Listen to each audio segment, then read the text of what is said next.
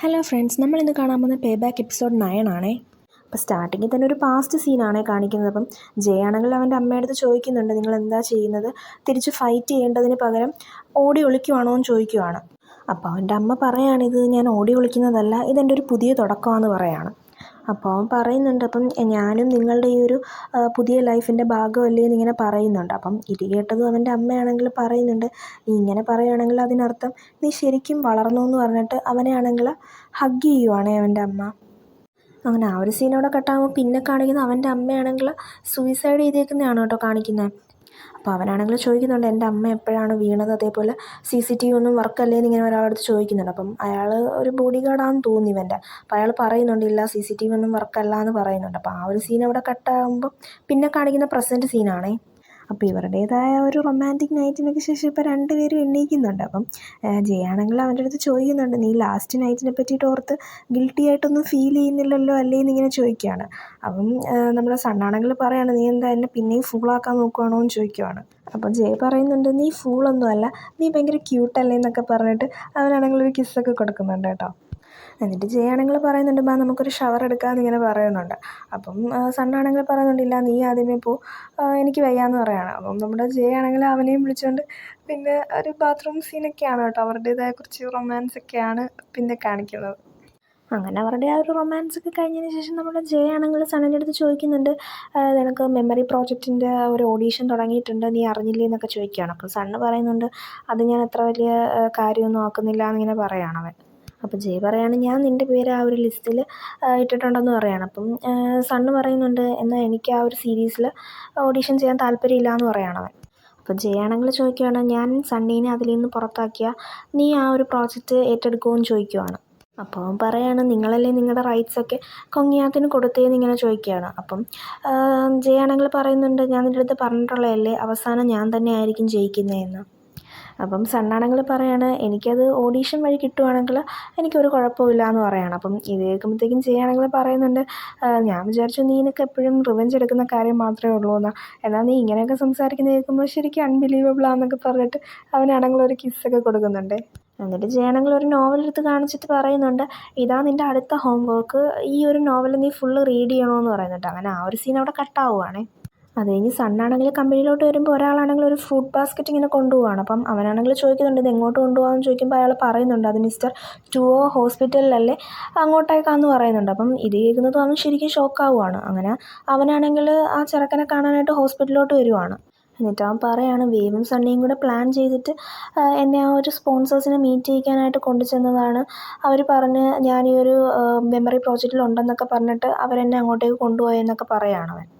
എന്നിട്ട് അവൻ പറയുകയാണ്, അവരെന്നെ ഒരുപാട് ഫോഴ്സ് ചെയ്തു, ഇപ്പോൾ കണ്ടില്ലേ എൻ്റെ അവസ്ഥയെന്ന് ഇങ്ങനെ ചോദിക്കുവാണ്. അപ്പം സണ്ണാണെങ്കിൽ അവൻ്റെ അടുത്ത് ചോദിക്കുന്നുണ്ട്, ഇനിയിപ്പോൾ നീ എന്താ ചെയ്യാൻ പോകുന്നത്, അതേപോലെ നിനക്ക് അവർക്കെതിരെ റിവെഞ്ച് ചെയ്യണമെന്നില്ലേന്ന് ചോദിക്കുവാണ്. അപ്പം ഇത് കേൾക്കുന്നതും ആ ചെറുക്കനാണെങ്കിൽ ഒന്ന് ആലോചിക്കുന്നുണ്ട്.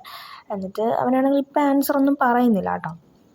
അങ്ങനെ ആ ഒരു സീൻ അവിടെ കഴിയുമ്പോഴത്തേക്കും പിന്നെ കാണിക്കുന്നത് ജെയിനെയാണ്. അപ്പോൾ ജയ് ആണെങ്കിൽ അവൻ്റെ മീറ്റിങ്ങും കാര്യങ്ങളൊക്കെ കഴിഞ്ഞതിന് ശേഷം അവനാണെങ്കിൽ സണ്ണിന് മെസ്സേജ് ഇടുവാണ്. എന്നിട്ട് പറയുന്നുണ്ട്, എനിക്ക് നിന്നെ കാണണം, ഞാൻ നിന്നെ ഒരുപാട് മിസ് ചെയ്യുന്നു എന്നൊക്കെ പറഞ്ഞിട്ട് ഇങ്ങനെ മെസ്സേജ് ഇട്ടുകൊണ്ടിരിക്കുമ്പോഴത്തേക്കും അവൻ്റെ സെക്രട്ടറി ആണെങ്കിൽ ഓടി വന്നിട്ട് പറയാണ്, സാർ നിങ്ങളടുത്ത് ഒരു കസ്റ്റമർ സംസാരിക്കണമെന്ന് പറയുന്നു എന്നിങ്ങനെ പറയാണ്. അപ്പം ഇത് കേൾക്കുന്നത് അവൻ ചോദിക്കുന്നുണ്ട്, ഏത് കസ്റ്റമറാണെന്നിങ്ങനെ ചോദിക്കുന്നുണ്ട്. അത് കഴിഞ്ഞ് സണ്ണിനെയാണ് കാണിക്കുന്നത്. അപ്പോൾ സണ്ണാണെങ്കിൽ ആരെയോ മീറ്റ് ചെയ്യാനായിട്ട് ഇങ്ങനെ വരുവാണ്. അപ്പോൾ അത് ആരാന്ന് വെച്ചാൽ വേറെ ആരുമല്ല, ആ സണ്ണിയുടെ ബാക്കറായിട്ടുള്ള ആ ഒരു ബോസില്ലേ, അയാളെയാണ് കേട്ടോ കാണാനായിട്ട് വന്നേക്കുന്നത്. അപ്പം അവനാണെങ്കിൽ അവിടെ ചെന്നിട്ട് ഇരിക്കുന്നുണ്ട്. അപ്പം അയാളാണെങ്കിൽ പറയാണ്, നിന്നെപ്പോലൊരു പയ്യനെ എനിക്ക് അറിയാമായിരുന്നു മുമ്പ്, എനിക്ക് ഒട്ടും ഇഷ്ടമല്ലാത്തൊരു കാര്യമാണ് എന്നെ ആരെങ്കിലും ഇങ്ങനെ തുറിച്ചു നോക്കുന്നത്. നിനക്കറിയാമോ, ആ പയ്യനും നിന്നെപ്പോലെ തന്നെ ആയിരുന്നു, ഇതേ കണ്ണുകളായിരുന്നു. നിനക്കറിയാമോ ഞാൻ ആ പയ്യനെ എന്താ ചെയ്തതെന്ന്, അവൻ്റെ 2 കണ്ണ് ഞാനിങ്ങനെ ചൂഴ്ന്നെടുത്തു എന്നൊക്കെ ഇങ്ങനെ സണ്ണിനെ നോക്കി ഇങ്ങനെ ഓരോന്ന് പറയുവാണ് കേട്ടോ. എന്നാൽ അപ്പോഴാണ് അങ്ങോട്ടേക്ക് ഞാൻ ഇച്ചിരി ലേറ്റായി പോയെന്നൊക്കെ പറഞ്ഞിട്ട് നമ്മുടെ ജയ ആണെങ്കിൽ കയറി വരുന്നത്. എന്നിട്ട് അവൻ പറയുന്നുണ്ട്, നിങ്ങളെപ്പോലെ ഒരു ഓൾഡായിട്ടുള്ള ഒരാളെ ഇങ്ങനെ വെയിറ്റ് ചെയ്യിക്കുന്നതൊന്നും ശരിയല്ലല്ലോ, എന്തായാലും നമുക്കൊരു ടീ ഒക്കെ കുടിക്കാം ഫുഡ് വരുന്നത് വരെ എന്നൊക്കെ അവനാണെങ്കിൽ അങ്ങനെ പറയുകയാണ്. അപ്പോൾ അയാൾ പറയുന്നുണ്ട്, ശരി ഡ്രിങ്കൊക്കെ ചെയ്യുന്നതിന് മുമ്പേ നീ ആദ്യമേ നിന്നെ ഇൻട്രൊഡ്യൂസ് ചെയ്യാൻ പറയുകയാണ്. അപ്പം ജയ ആണെങ്കിൽ അവനെ ഇൻട്രൊഡ്യൂസ് ചെയ്യുന്നുണ്ട്, ഞാൻ ഡയറക്ടർ ആർത്തറാണ്, ഡ്രീമിലെ എക്സിക്യൂട്ടീവ് ഡയറക്ടറാണെന്നൊക്കെ പറയുന്നുണ്ട്. അപ്പോൾ അയാൾ ചോദിക്കുകയാണ്, അതിപ്പോൾ നീയാണല്ലേ, അമേരിക്കയിൽ ഹോട്ടൽ ഇൻഡസ്ട്രിയിലൊക്കെ വളരെ കുറച്ച് പ്രോഫിറ്റല്ലേ നിനക്ക് കിട്ടിയുള്ളൂ, അതുകൊണ്ട് അതൊക്കെ വിട്ടിട്ട് ഇപ്പം ഈ ഒരു എൻ്റർടൈൻമെൻറ്റ് ഇൻഡസ്ട്രിയിൽ വന്നിരിക്കുകയാണല്ലേ എന്നൊക്കെ ഇങ്ങനെ പറയുകയാണ്. അപ്പം ചെയ്യുകയാണെങ്കിൽ പറയുന്നുണ്ട്, എന്തായാലും നിങ്ങളുടെ ഈ ഒരു അഗ്ലി ആയിട്ടുള്ള ബിസിനസ്സിനേക്കാളും എൻ്റെ ആ ഒരു ഹോട്ടൽ ഇൻഡസ്ട്രി തന്നെയാണ് ബെറ്റർ എന്നൊക്കെ അവൻ പറയണം. എന്നിട്ട് പറയുന്നുണ്ട്, ഫ്യൂച്ചറിൽ നിങ്ങളെക്കാളും ഞാൻ ഒരുപാട് സമ്പാദിക്കും എന്നൊക്കെ അവനിങ്ങനെ പറയുന്നുണ്ട്. എന്നിട്ട് അയാൾ പറയാണ്, ഞാൻ വിചാരിച്ചത് നീ ശരിക്കും സ്മാർട്ടാണെന്നാണ്, എന്തായാലും നീ നിൻ്റെ അമ്മയുടെ ആ ഒരു പാത പിന്തുടർന്നില്ലല്ലോ എന്നിങ്ങനെ പറയാണ്. എന്നിട്ട് അയാൾ പറയുന്നുണ്ട്, ഞാൻ നിന്നെ ഇവിടെ ഇൻവൈറ്റ് ചെയ്തതിൽ ഒരു റീസൺ ഉണ്ട്, അത് വേറൊന്നുമല്ല, നീ ആണെങ്കിൽ ആ ഒരു മെമ്മറി പ്രോജക്റ്റിൽ നിന്ന് ഒഴിവാകണമെന്ന് പറയാണ്. അതുമാത്രമല്ല, നീ ഡ്രീം എൻ്റർപ്രൈസ് വിട്ട് പോവുകയും ചെയ്യണമെന്ന് പറയാണ്. അതിനുശേഷം നീ ആഗ്രഹിക്കുന്ന സ്ഥലത്ത് നിനക്ക് സന്തോഷമുള്ളൊരു ജീവിതം നിനക്ക് ജീവിക്കാമെന്ന് പറയാണ്. എന്നിട്ട് അയാൾ പറയുന്നുണ്ട്, ഇതുപോലൊരു ഓഫർ ഞാൻ വേറെ ആർക്കും ഇതുവരെ കൊടുത്തിട്ടില്ല, പിന്നെ ഈ ഒരു ഓഫർ നീ സ്വീകരിക്കുന്നത് തന്നെ ആയിരിക്കും നിനക്കും നല്ലത്, അതേപോലെ തന്നെ നിൻ്റെ ചുറ്റുമുള്ള ആളുകൾക്കും നല്ലതെന്ന് ഇങ്ങനെ പറയാണ് കേട്ടോ. അപ്പം അയാൾ ഉദ്ദേശിച്ചത് നമ്മുടെ സണ്ണിനെ തന്നെയാണേ. എന്നിട്ട് അയാൾ പറയാണ്, നിൻ്റെ അമ്മ പവിനി സൂയിസൈഡ് ചെയ്തതാന്ന് എല്ലാവരെയും വിശ്വസിപ്പിച്ചതും ഈ ഞാൻ തന്നെയാണെന്ന് പറയുകയാണേ. അപ്പോൾ ഇത് കേൾക്കുന്നതും ജെയും സണ്ണും ഒരുപോലെ തന്നെ ഷോക്കാവുകയാണേ. അങ്ങനെ ആ ഒരു സീൻ അവിടെ കഴിയുമ്പോഴത്തേക്കും പിന്നീട് അവർ രണ്ടുപേരും ആണെങ്കിൽ വീട്ടിലോട്ട് വരുന്നുണ്ട്. അപ്പം ജെയുടെ അടുത്താണെങ്കിൽ സണ്ണ് ചോദിക്കുന്നുണ്ട്, നീ എന്തിനാണ് എന്നെ അങ്ങോട്ടേക്ക് കൊണ്ടുപോയെന്ന് ചോദിക്കുകയാണ്. അപ്പം ജെ പറയുന്നുണ്ട്, നീ റിവെഞ്ച് എടുക്കാൻ പോകുന്ന ആളുടെ ബാക്കർ എങ്ങനെയുള്ള ആളാണെന്ന് നീ അറിയണമെന്ന് പറയാണ്. എന്നാൽ ഇപ്പം അയാൾ ടാർഗറ്റ് ചെയ്യുന്നത് നിന്നെയാണെന്ന് പറയുകയാണ് ജെ. എന്നിട്ട് സണ്ണാണെങ്കിൽ ചോദിക്കുന്നുണ്ട്, അയാൾ നിൻ്റെ അമ്മേനെ പറ്റി പറഞ്ഞത് അതെന്താണെന്നിങ്ങനെ ചോദിക്കുകയാണ്. അപ്പം അവനാണെങ്കിൽ പറയുന്നുണ്ട്, എൻ്റെ അമ്മ ആ ഒരു ബിൽഡിങ്ങിൽ നിന്ന് ചാടിയ സമയത്ത് അവിടെ CCTV ഒന്നും വർക്കല്ലായിരുന്നു, അതേപോലെ അലാം സിസ്റ്റവും കറക്റ്റ് അല്ലായിരുന്നു, അതേപോലെ വേറൊരു വിറ്റ്നസ്സും കാര്യങ്ങളും ആരും ഇല്ലായിരുന്നു, എനിക്ക് അന്നേ സംശയം ഉണ്ടായിരുന്നു ഇതിൻ്റെ എല്ലാം പിന്നിൽ അയാളാണെന്നിങ്ങനെ പറയുകയാണ് അവൻ. അപ്പം ജയാണെങ്കിൽ ചോദിക്കുന്നുണ്ട്, നിനക്കെന്താ തോന്നുന്നത്, അയാൾ പറഞ്ഞ പോലെ ഞാൻ ചെയ്തില്ലെങ്കിൽ എൻ്റെ അമ്മയെപ്പോലെ ഞാനും മരിക്കുമെന്നാണോ നിനക്ക് തോന്നിയെന്ന് ചോദിക്കുകയാണ്. അപ്പോൾ ഇത് കേട്ടതും സണ്ണ് ചോദിക്കുകയാണ്, നിനക്ക് വേണ്ടി ഞാൻ എന്താ ചെയ്യേണ്ടതെന്ന് ചോദിക്കുകയാണ്. അപ്പം ജയാണെങ്കിൽ പറയുന്നുണ്ട്, വേണ്ട, നീ ഒന്നും ചെയ്യണ്ട, നീ നിൻ്റെ കാര്യത്തിൽ ഫോക്കസ് ചെയ്താൽ മതി, ഇത് എന്താ ചെയ്യേണ്ടതെന്ന് എനിക്കറിയാമെന്ന് അവൻ പറയുകയാണേ. അങ്ങനെ ആ ഒരു സീൻ അവിടെ കട്ടായി കഴിയുമ്പോൾ പിന്നെ കാണിക്കുന്നത് പിറ്റേ ദിവസമാണ്. അപ്പം അവനാണെങ്കിൽ ഉറക്കത്തിൽ നിന്നൊക്കെ എണീറ്റിട്ട് ജയനെ നോക്കുമ്പോഴത്തേക്കും അവിടെ ജയനെ കാണുന്നില്ല. അപ്പം അവനാണെങ്കിൽ ഫോൺ എടുത്ത് വിളിച്ചൊക്കെ നോക്കുന്നുണ്ട്, എന്നാൽ യാതൊരു റെസ്പോൺസും ഇല്ലേ. അങ്ങനെ അവനാണെങ്കിൽ വന്ന് കമ്പനിയിൽ തിരക്കുവാണ്. അപ്പം സെക്രട്ടറി പറയുന്നുണ്ട്, ഡയറക്ടർ ആർത്തർ ഇതേണക്ക് അമേരിക്കയിൽ പോയിരിക്കുകയാണ് ഒരു മീറ്റിങ്ങിൻ്റെ ആവശ്യമായിട്ടെന്ന് പറയണം. അപ്പോൾ ഇത് കേൾക്കുന്നതും നമ്മുടെ സണ്ണിന് ചെറുതായിട്ടൊരു വിഷമമാവുന്നുണ്ടേ. അങ്ങനെ കജോണാണെങ്കിൽ വന്നിട്ട് പറയുന്നുണ്ട്, ഇതേണക്ക് നമ്മളെ കാണാനായിട്ട് ഒരാൾ വന്നിട്ടുണ്ട്, അയാളെ വിട്ടത് ഡയറക്ടർ ആർത്തർ ആണെന്നാണ് എൻ്റെ അടുത്ത് സ്കൈ പറഞ്ഞതെന്ന് പറഞ്ഞിട്ട് അവനാണെങ്കിൽ ഓഫീസിലോട്ട് കയറുവാണ്. അങ്ങനെ കയറുമ്പോൾ കാണുന്നത് അയാളാണെങ്കിൽ മാനേജറിൻ്റെ ആ ഒരു ന്യൂഡിൽസൊക്കെ എടുത്ത് കഴിക്കുന്നതാണ്. അപ്പം മാനേജർ പറയുന്നുണ്ട്, അത് എൻ്റെ ന്യൂഡിൽസാന്നൊക്കെ പറഞ്ഞിങ്ങനെ സംസാരിച്ചുകൊണ്ടിരിക്കുവാണേ. അപ്പോൾ അങ്ങോട്ടേക്ക് സ്കൈ വന്നിട്ട് പറയുന്നുണ്ട്, അത് അങ്കിൾ സുജാർത്താണ്, അപ്പം അയാളാണ് ഇനിയിപ്പോൾ നമ്മുടെ പുതിയ അസിസ്റ്റൻറ്റ് മാനേജർ, അപ്പം അയാൾ ഇനി മാനേജർ കജോണിനെ അസിസ്റ്റ് ചെയ്യും എന്നൊക്കെ പറയണം. അപ്പോൾ ഇതൊക്കെ കേട്ടിട്ട് നമ്മുടെ മാനേജർ ഇങ്ങനെ കിളി പോയി ഇരിക്കുകയാണ് കേട്ടോ. അങ്ങനെ സ്കൈ ആണെങ്കിൽ കാണിച്ചു കൊടുക്കുകയാണ്, മെമ്മറി പ്രോജക്റ്റ് ലോഞ്ചായി, അതിൻ്റെ പ്രസ് കോൺഫറൻസ് ആണ്, പക്ഷെ നമ്മളിതൊന്നും അറിഞ്ഞില്ലല്ലോ എന്നിങ്ങനെ പറയുകയാണ്. എന്നിട്ട് സണ്ണ് പറയുന്നുണ്ട്, ഡയറക്ടർ ആർത്തർ ഇന്ന് രാവിലെ അമേരിക്കയിലോട്ട് പോയെന്ന് പറയാണ്. അങ്ങനെ പ്രസ് കോൺഫറൻസിൽ കൊങ്ങിയാത്താണെങ്കിൽ പറയുന്നുണ്ട്, സണ്ണിയാണ് ഈ ഒരു സീരീസിലെ ലീഡ് റോളൊക്കെ ചെയ്യുന്നതെന്നൊക്കെ പറയുന്നുണ്ട്. അപ്പം ഇതൊക്കെ കണ്ടുകൊണ്ട് നമ്മുടെ മാനേജറും സണ്ണും എല്ലാം അവിടെ നിൽപ്പുണ്ട് കേട്ടോ. അപ്പോൾ സണ്ണിയുടെ ബാക്കറായിട്ടുള്ള ആ ഒരു ബോസ് അങ്ങോട്ട് വരുമ്പോഴത്തേക്കും അറിയാതെ സ്കൈ ആണെങ്കിൽ അയാളെ തട്ടുന്നുണ്ട് കേട്ടോ. അപ്പം അയാളാണെങ്കിൽ സ്കൈനെ ഇങ്ങനെ നോക്കി ഇങ്ങനെ അവനെ ഇങ്ങനെ ടച്ച് ചെയ്യുന്നുണ്ട്. അപ്പോഴത്തേക്കും നമ്മുടെ സണ്ണാണെങ്കിൽ അവനെ പിടിച്ച് മാറ്റുന്നുമുണ്ടേ.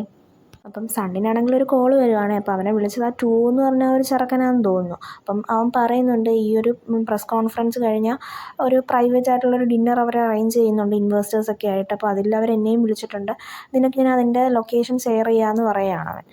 അങ്ങനെ പിന്നീട് കാണിക്കുന്നത് ആ ഒരു സ്പോൺസേഴ്സിൻ്റെയൊക്കെ ആ ഒരു പ്രൈവറ്റ് മീറ്റിംഗ് ആണ്. അപ്പം അവിടേക്ക് ആ ഒരു 2 എന്ന് പറഞ്ഞ ആ ഒരു ചെറുക്കനും വന്നിരിക്കുവാണ്.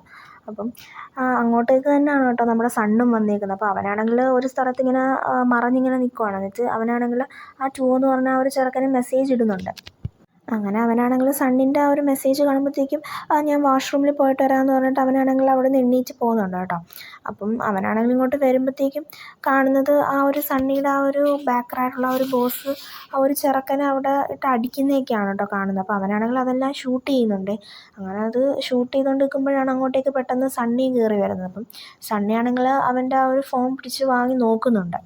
അങ്ങനെ ഇവനാണെങ്കിൽ സണ്ണിൻ്റെ ആ ഒരു മെസ്സേജസും കാര്യങ്ങളൊക്കെ കാണുവാണ്. അപ്പോൾ ഇത് കണ്ട ഉടനെ അവനാണെങ്കിൽ അവൻ്റെ ബാക്കറായിട്ടുള്ള ആ ഒരു ബോസിൻ്റെ അടുത്ത് ചെന്ന് ഇതെല്ലാം പറയുന്നുണ്ട്. എന്നിട്ട് പറയാണ് ഈ 2 എന്ന് പറഞ്ഞ ആ ഒരു ചെറുക്കനാണെങ്കിൽ നമ്മുടെ ഇൻഫർമേഷൻസും കാര്യങ്ങളൊക്കെ സണ്ണിന് ലീക്ക് ചെയ്ത് കൊടുത്തു എന്ന് പറയാണ്. അപ്പോൾ അവനാണെങ്കിൽ പറയുന്നുണ്ട് ഡയറക്ടർ ആർത്തറാണ് സണ്ണിൻ്റെ ബാക്കർ എന്ന് പറയാണ്. അപ്പം ഇത് കേൾക്കുന്നത് അയാളാണെങ്കിൽ ചോദിക്കുകയാണ് അപ്പം നീ എനിക്ക് വേണ്ടി എന്ത് ചെയ്യുമെന്ന് ചോദിക്കുകയാണ്. അപ്പം സണ്ണി പറയുന്നുണ്ട് ഞാൻ എന്ത് വേണമെങ്കിലും ചെയ്യാമെന്ന് പറയുന്നുണ്ട്. അപ്പം അയാൾ പറയുകയാണ് എന്നേ നീ എന്തോ അവനെ അങ്ങ് കൊന്നു കളഞ്ഞേക്കാൻ പറയാണ്. എനിക്കാണെങ്കിൽ അവനെ അങ്ങ് മടുത്തു എന്ന് പറയാണ്. അപ്പോൾ ഇത് കേൾക്കുന്നതും മനസ്സില്ലാ മനസ്സോടെ അവനാണെങ്കിൽ ഒരു ബെൽറ്റൊക്കെ എടുത്തിട്ട് ആ ചെറുക്കനെ ആണെങ്കിൽ അങ്ങ് കഴുത്തിൽ ഇട്ട് കുലുക്കി അവനെ അങ്ങ് ശ്വാസം മുട്ടിക്കുകയാണ്. അങ്ങനെ ശ്വാസം മുട്ടിച്ച് ആ ചെറുക്കനെ ആണെങ്കിൽ അങ്ങ് കൊല്ലുന്നുണ്ട് കേട്ടോ സണ്ണി.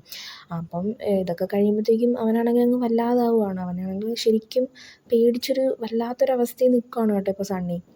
എന്നിട്ട് അയാൾ പറയുകയാണ് നീ ഇപ്പം നശിപ്പിച്ചത് എൻ്റെ ഒരു ടോയിനെയാണ്, അപ്പോൾ അതിന് പകരം നീ എനിക്ക് വേറൊരു ടോയിനെ കൊണ്ടു തരണമെന്ന് പറയുകയാണ്. എന്നിട്ട് അയാൾ പറയുന്നുണ്ട് എനിക്ക് വേണ്ടത് ഡയറക്ടർ ആർത്തറിൻ്റെ ബോയിനെയാണെന്ന് പറയുകയാണ്. അതായത് നമ്മുടെ സണ്ണിനെയാണ് കേട്ടോ ഇപ്പോൾ അയാൾ ടാർഗറ്റ് ചെയ്യുന്നത്.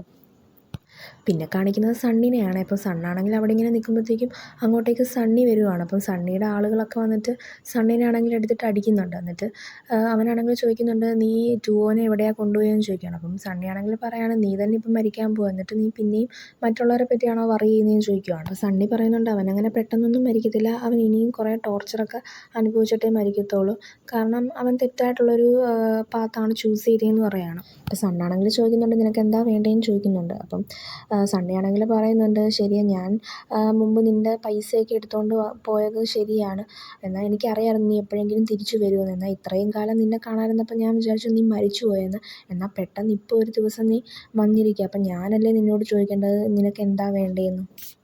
അപ്പം സണ്ണാണെങ്കിൽ പറയുന്നുണ്ട് നീ കാരണമാണ് എൻ്റെ അനിയനും എൻ്റെ അമ്മയും മരിച്ചതെന്ന് പറയുകയാണ്. അപ്പം അവനാണെങ്കിൽ പറയുന്നുണ്ട് ഞാനൊന്നും അവരെ കൊന്നിട്ടില്ല എന്ന് പറയുകയാണ്.